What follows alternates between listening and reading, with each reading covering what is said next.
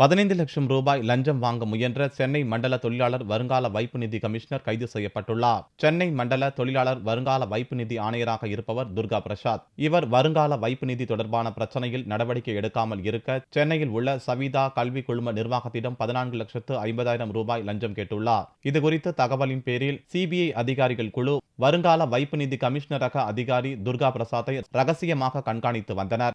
இந்நிலையில் லஞ்ச பணத்தை வாங்க முயன்றபோது சிபிஐ அதிகாரிகள் அவரை கையும் களவுமாக கைது செய்தனர். அவருக்கு உடந்தையாக இருந்த 2 அதிகாரிகள், ஓட்டுநர் ஒருவர் மற்றும் லஞ்சம் கொடுக்க முயன்ற சவிதா கல்வி குழுமத்தை சேர்ந்த 3 பேரையும் சிபிஐ அதிகாரிகள் கைது செய்தனர். சிபிஐ சிறப்பு நீதிமன்றத்தில் ஆஜர்படுத்தப்பட்ட அவர்களை February 1 வரை நீதிமன்ற காவலில் வைக்க நீதிபதி கந்தகுமார் உத்தரவிட்டார். முன்னதாக சிபிஐ அதிகாரிகள் தன்னை அடித்து துன்புறுத்தியதாக நீதிபதியிடம் துர்கா பிரசாத் புகார் தெரிவித்தார்.